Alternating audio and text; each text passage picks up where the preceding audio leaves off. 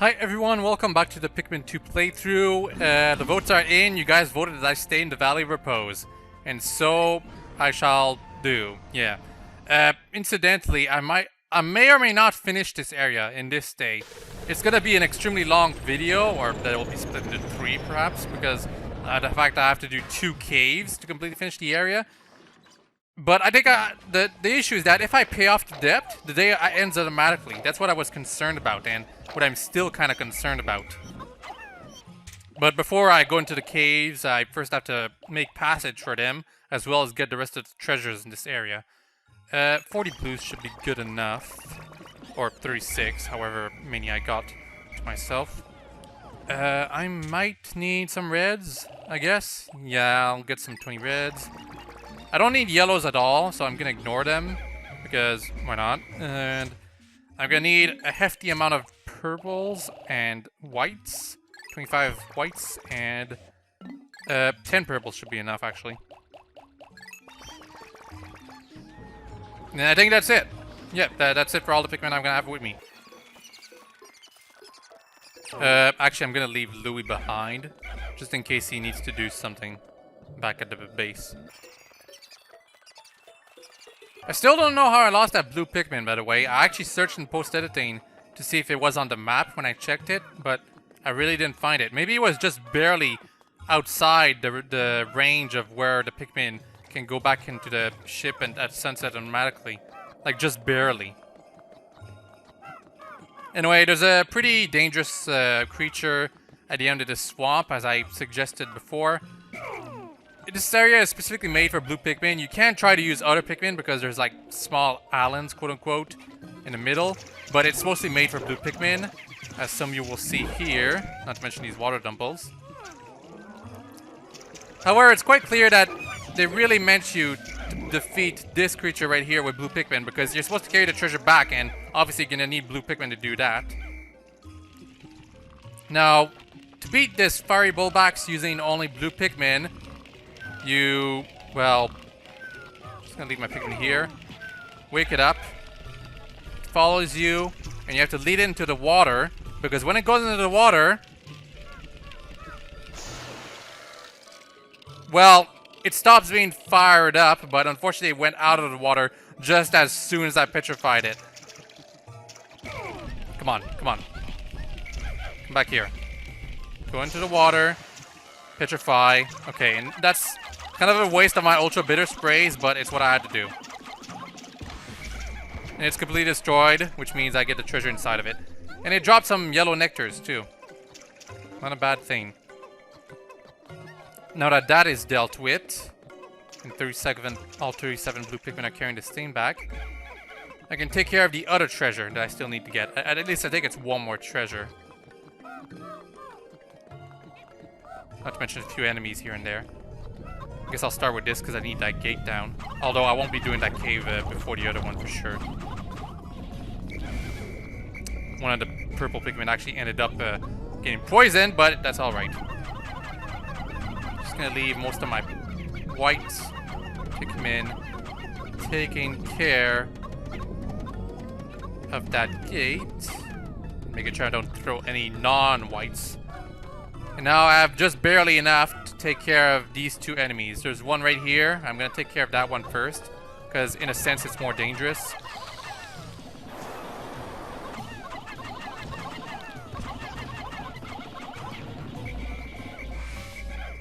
Alright, now that that enemy is done with, there's also a bridge I have to do here. There's, yeah, this thing right there. That's one of the more annoying placements, just because climbing up the hill is very difficult. I'm going to only use my red Pikmin for this, because they're faster. Purple Pikmin are simply too slow.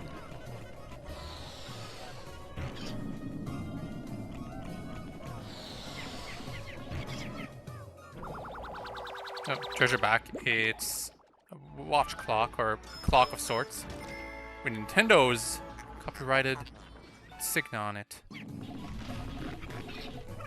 Yeah, these things have lots of health.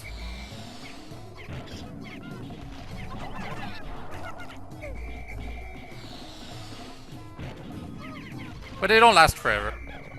Alright, for this treasure, that's why I brought purple Pikmin, actually. This treasure is quite heavy, and it's particularly difficult for your Pikmin to like go into it. Which is why I always bring purple Pikmin to take care of it. It's also Peach's crown, in case some of you haven't noticed. At least I think it's Peach's crown. Yeah, it definitely looks like it. It's also, I think it's also a generic crown template though. Maybe. Anyway, with purple Pikmin, it's easy for them to like get it up. And that bridge was really fast and easy to get done with. This is the cave I'm going to be going first, because it's not necessarily easier than the other, but the boss at the end, I feel, is easier. Although they're both pretty challenging. Some of the more challenging bosses. But I'm sure many would agree that the other cave has the more challenging boss. For sure. Sometimes this treasure gets stuck and it's really aggravating, but... well, that's why I bring purple Pikmin, because they have a much easier time bringing it down. Purple Pikmin are done with this gate, which means there's this other hole right here that I couldn't go into.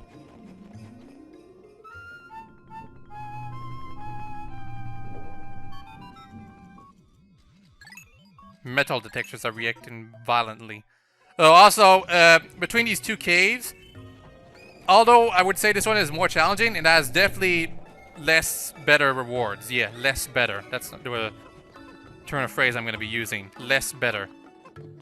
Just plain worse, really. It's not even just that. This other cave, right over there, it has 2 excellent rewards inside that you really want. All the more reason you want to go into that other cave first.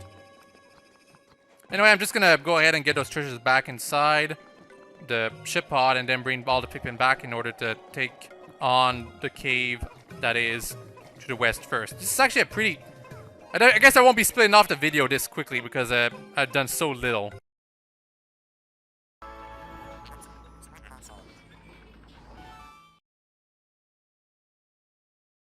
Alright, 20 of each color. When you have 20 of each color Pikmin, they sing a special song, actually. I'm not sure what it is specifically. I think it's either I no Uta, sorry if I completely screwed that, or Tane no Uta, something like that. It's a popular Japanese song. In fact, the original song, I no Uta, it outsold the first game tremendously. Although that's not exactly surprising considering that Pikmin 1 was on the GameCube, which had a low user base.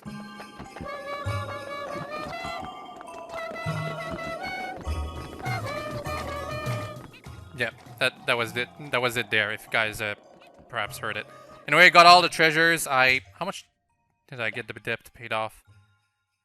Yeah, I'm almost certainly gonna pay off the debt as soon as I get into one of these caves, especially the big one that I'm going into.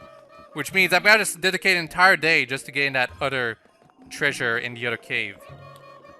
Which isn't too bad, honestly. It could be worse. It could be like, you pay off the debt and the only thing left to do is get one treasure in one area. That would be terrible. I think it happened to me once. Anyway, yeah, I'm bringing all the colors because I'm gonna need them all. Apparently. Into the Frontier Cavern. I'm gonna do 2 levels, just because this video is gonna be very, very short otherwise. And then I'm gonna split off the video for, like, the rest. A bit unorthodox, but it's what I'm gonna do to keep, like, both videos relatively short. Not to mention show a bit of what the Frontier Cavern has inside. Like a new type of Bulborb. The hairy type. Oh, and also some new bread bugs, which are really just the same type over and over. Anyway, the hairy Bulborb, definitely the cutest of them all, even compared to Pikmin 3. But it's also the weakest. It has less, like the hair on it gives it more defense apparently. But after 50% of its health is off, it comes off, so it loses even more defense. And it has less health than the other Bulborbs, even the common red type. So tragically weak. Incredibly easy to deal with and tragically weak.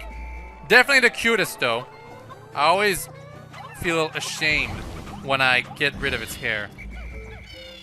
Oh, by the way, hairy Bulborbs or snow Bulborbs, however they're called, they're only found underground. Under the ground. I keep saying under the ground, but it sounds like I'm saying on the ground. And I always think about correcting myself when I'm making those videos. Okay, here's the stinky iridescent beetle or sticky beetle, whatever it's called. Guess I'll put a special dialogue.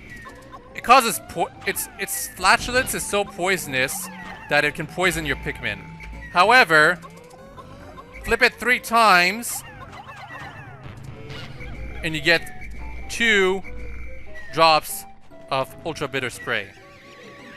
So it's actually a very good thing when you find one. Not to mention these 2 drops of yellow nectar.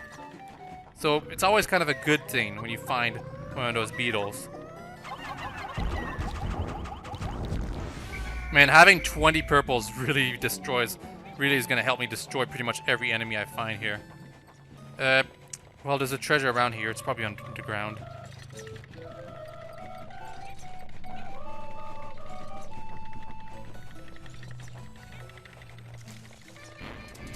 Oh crap, there's another one?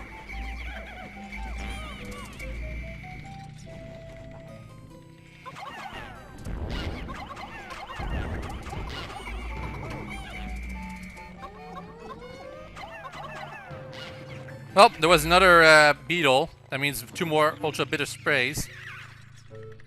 Now I don't feel so bad for having to use 2 on the fiery bullbacks when I was outside. But where is the treasure? Right here. I'm actually only going to bring back treasures now because I'm holding out hope that I'll somehow not pay off the debt completely when I'm done with this cave. I'm holding out hope. I doubt it, though. Every cave gives you at least 1,000 Pokos. You all understand that this is the reason why I actually wanted to go to the Valley of Repose before the Perplexing Pool, right? It's precisely because of this. Because once you pay off the debt, you're done with the area. The game just stops you from continuing searching around in the area. And actually, there is a treasure here. Just this beetle distracted me.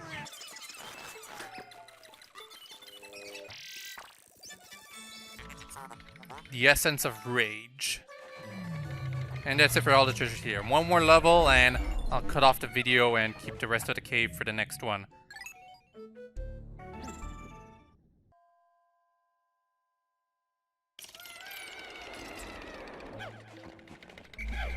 Of course, that doesn't mean there's going to be anything special here except these things.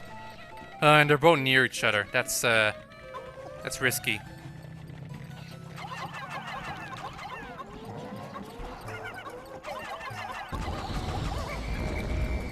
Okay, thank goodness for the purples. I was first throwing the purples, but then it switched to the whites, and because of that I didn't paralyze the thing quickly enough. Fortunately, I switched back just in time. Purples are so useful in terms of combat, just because of the fact they can stun enemies. Also, this treasure would have been more appropriate if I got it in a week ago, but I guess it's too late now. I didn't quite remember where they were, though. The holiday-related treasures. Icon of Progress. Huh. I wonder why it calls it that.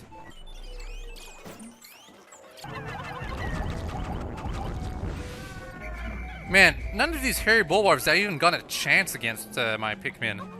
Well, purple Pikmin specifically. They always, like, got stunned by them and didn't get a single chance to react. Anyway, I got a present here. Hope my Steam friends enjoyed my presents over the holidays as well. Happy New Year and whatnot.